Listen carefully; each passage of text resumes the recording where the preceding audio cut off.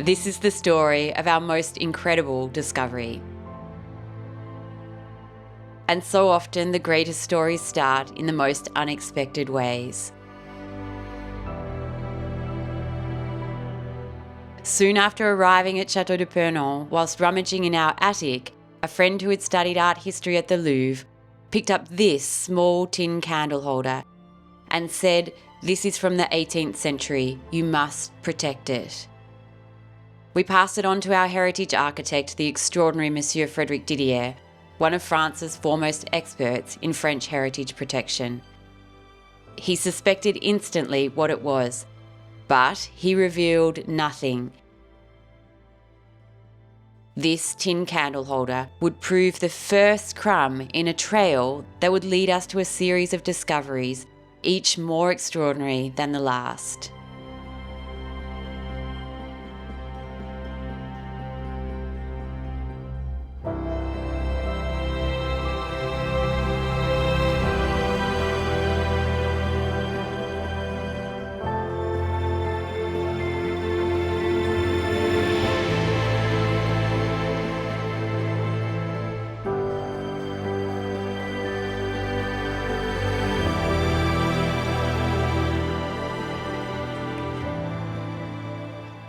Well, Monsieur Didier called me up here to the attic.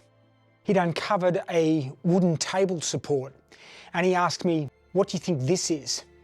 Well, it didn't look like much, so I speculated maybe it's part of an old wooden workbench or something like that. And he said, "Look more closely." And as I leaned in, you could see the wooden sculpted pocket. And he said, "This is part of an old billiard table. A really old billiard table. And perhaps the other pieces could be here around us. We have to find them." The tin candle holder would have sat on a rectangular frame that illuminated a billiard table.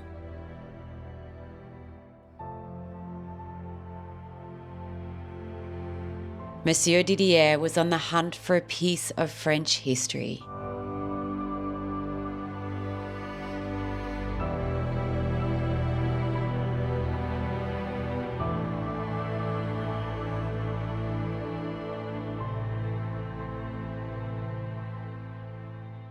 And sure enough, in the weeks ahead, as we emptied the attic, the pieces started to emerge.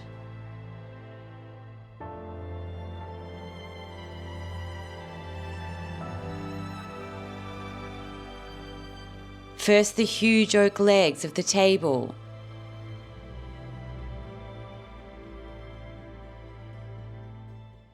Then the felt-lined cushions that marked the border of the tabletop.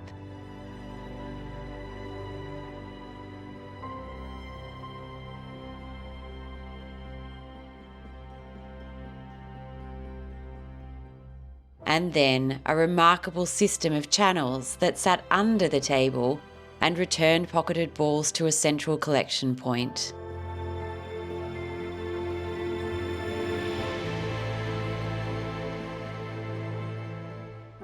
And then, even more remarkably, the handcrafted billiard cue sticks.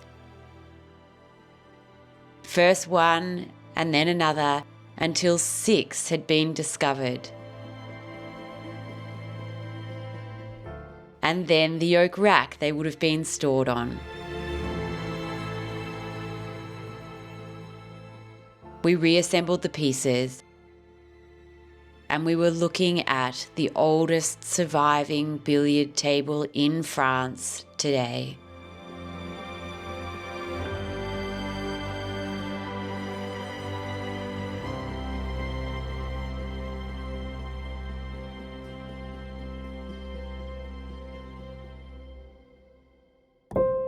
The Chateau archives tell us that in 1784 it was built by the carpenter Pierre de Vernet, who crafted much of the chateau's original furniture.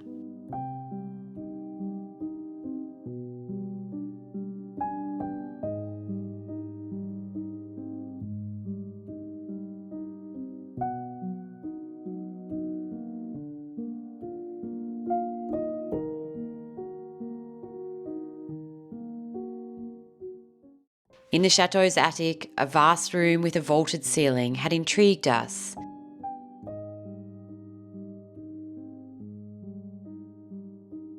It had been gradually destroyed by the worst leaks coming through the chateau's failing roof.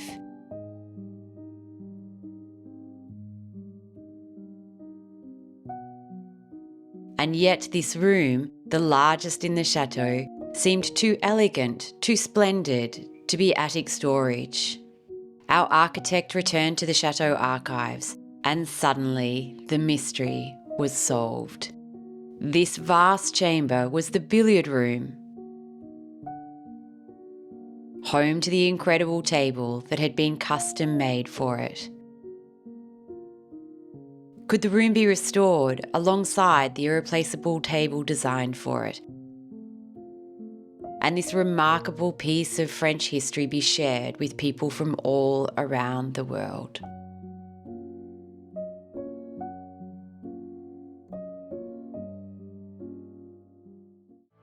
Nearly 5 years ago, when work began on the restoration of the chateau roof and facades, our artisans also commenced work on the restoration of the billiard room. The staircase connecting the first floor and the billiard room had shifted over the centuries and would need to be completely realigned. And so work began to straighten the staircase. First, a pulley was installed that slowly lifted the staircase millimetre by millimetre back to its original alignment. Over the course of 4 weeks, the deformation started to disappear. Metal frames were installed under each of the landings to stop the staircase slipping back out of shape when the pulley was eventually released.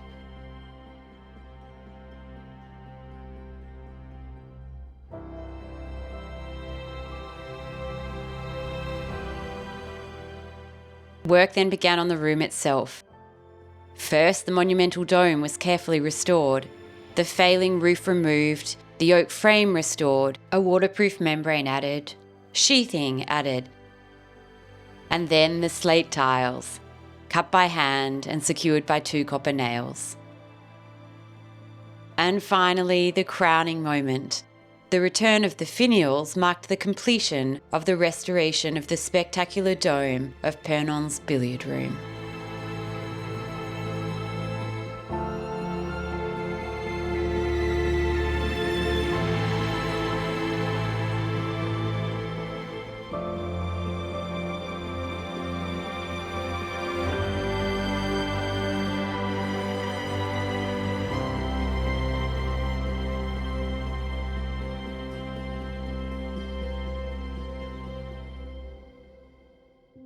With the billiard room now watertight for the first time in decades, work could start on the restoration of the room itself. Sections of the walls that were too damaged to restore were removed, resulting in another intriguing discovery. Whilst working on the composition of the lime render to restore the walls, our stonemason's eyes were drawn to the fibre used to help bind and strengthen the render. Its characteristics didn't match those of animal hair generally found in 18th century renders. Ça pourrait être très bien aussi de la fibre naturelle mais humaine, notamment au niveau des cheveux, au niveau des coupes. Pernon's artisans had used human hair in the walls to strengthen the lime plaster. And so, to ensure historic accuracy, our heritage architect has instructed the stonemasons to use human hair in the composition of the render for the sections to be restored. C'est effectivement la couche de finition, sablon, terre de sienne et chaud en pâte et cheveux. With the composition of the render approved by our heritage architect, our carpenters started the restoration of the oak frame. The stonework at the base of the room was then restored. The windows and shutters were restored. Electricity was added. New lattice work added. The base coat of render applied. Cracks and holes repaired.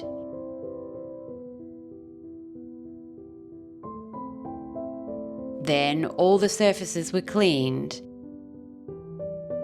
and the finishing coat of harmonisation render applied before the scaffolding was disassembled and the floor protection removed. Attention then turned to the floor, where the large oak beams supporting the floor had rotted due to the water inundation from the leaking roof. The beams were repaired. The fireplace was reinforced, and the original 18th century Tamet tiles were laid back down.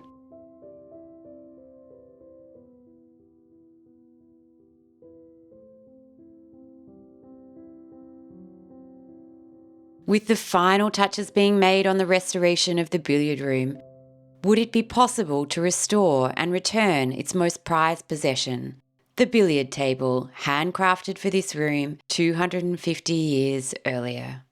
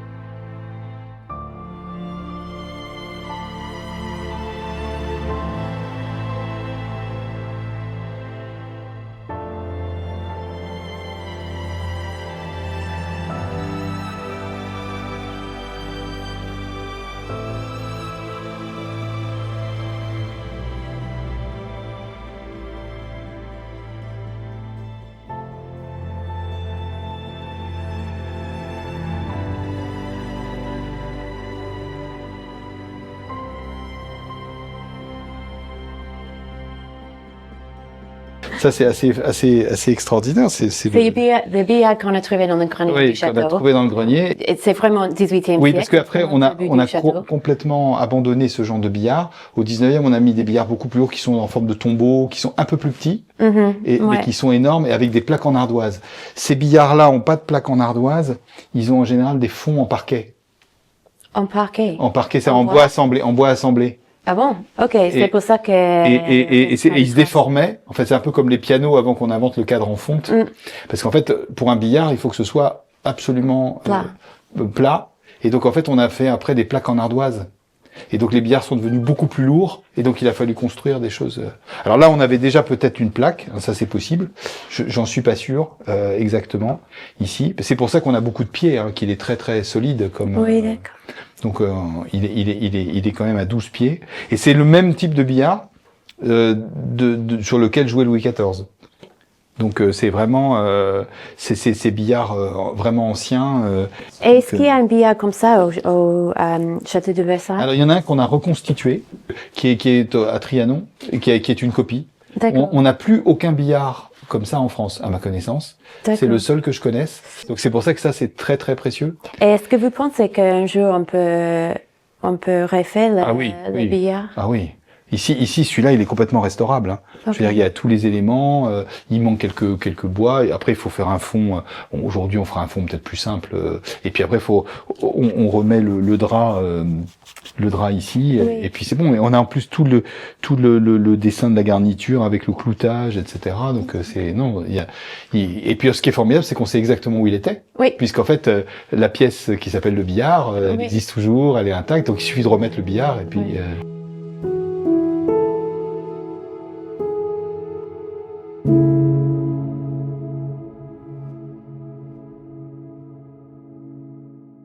For the first time since it was crafted 2.5 centuries ago, Pernon's billiard table is leaving the chateau for some of France's most gifted artisans to set to work to bring this remarkable piece of French heritage back to life. Using the Diderot Encyclopedia plans and the clues on the table itself, her mysteries will be patiently solved.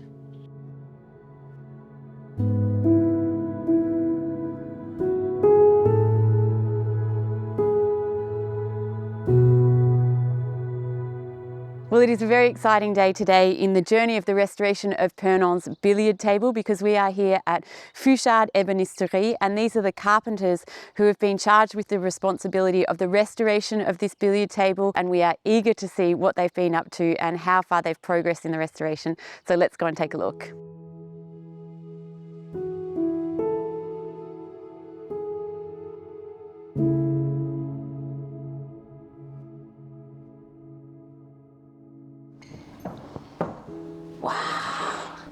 Impressionnant. Et donc là c'est brut, parce qu'en fait, on va le finir sur place, parce que sinon on ne pourra pas le monter dans l'escalier. Oui, ok, ok. C'est trop grand. Voilà. Non, 3,53 m. 3,53 m par... Sur 1,67 m.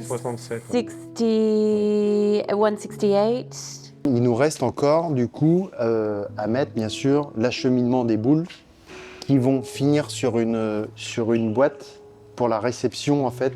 Quand les boules vont tomber, Oui, en fait, il y a tout un réseau qui va nous ramener les boules tout au même endroit. oui. Et en fait, ici, on s'est aperçu qu'il y avait des petits trous de fixation. Oui, Et en fait, devait y avoir une boîte de réception, enfin, il y avait une boîte de réception pour aller chercher les boules et les reposer sur le billard ok. et les jouer.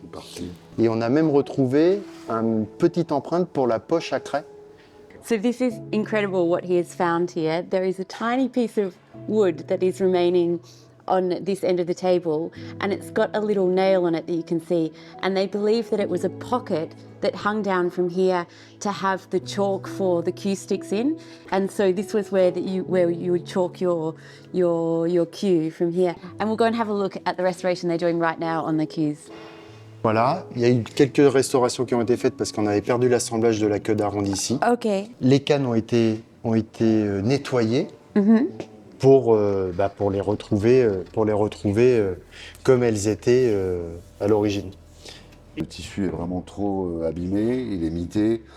Donc là, a priori, on est parti pour changer intégralement la feutrine en laine, le galon et les clous.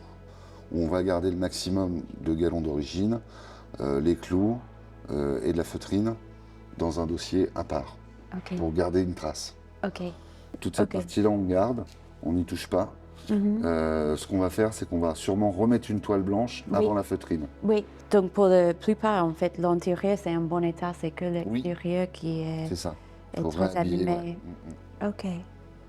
Wow.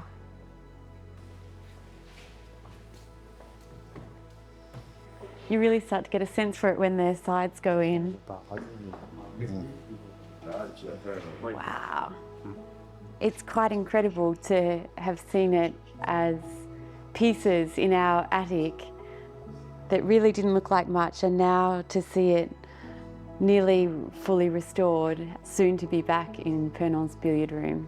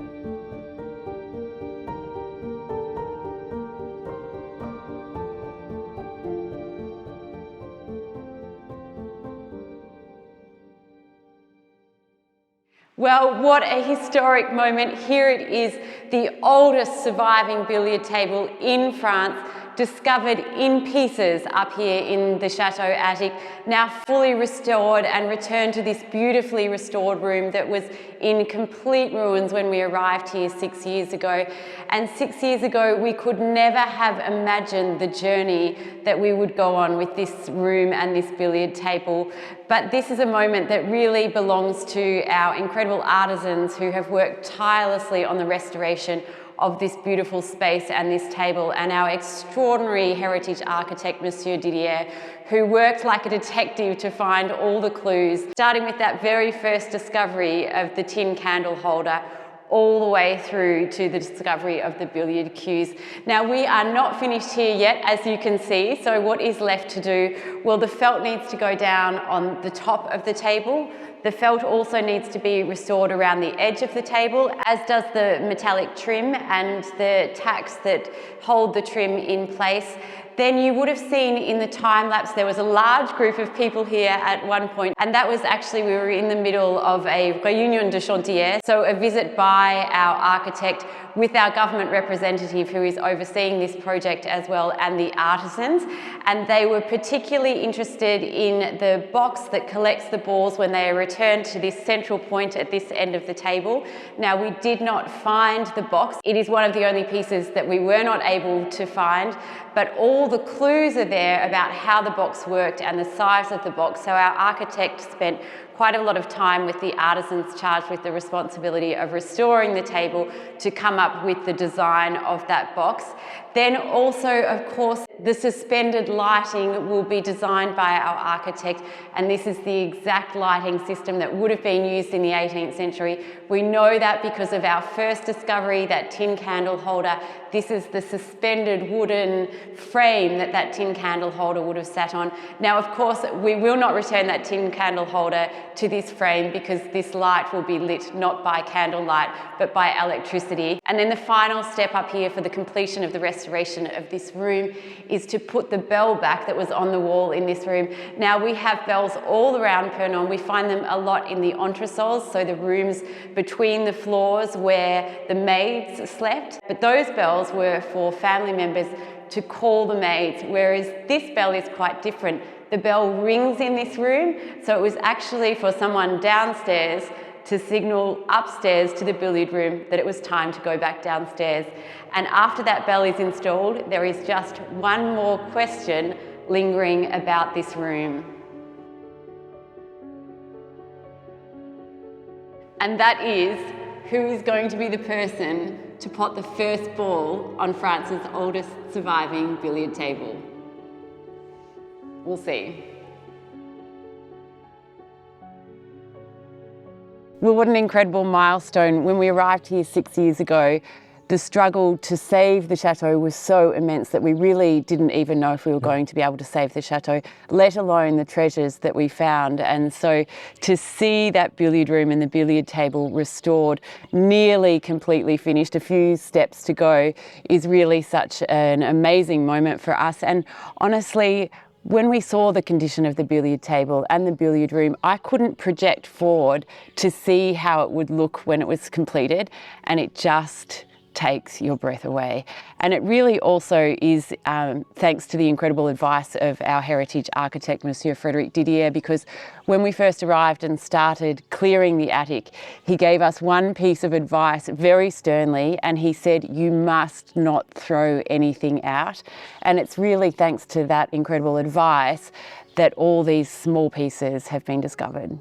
Yeah, great advice, and the final result, or the almost final result, looks quite extraordinary. And for me, it's really often the little details, finding the little nook where the bag that held the chalk would have sat under the table, and also the restoration of those cue sticks. When we asked the artisans who were working on the restoration of the billiard table what the cue sticks were fashioned from, I thought they'd say, oh, they're all made from oak, or they're made from willow, or whatever it might be. And they said, no, each cue stick is made from a different wood.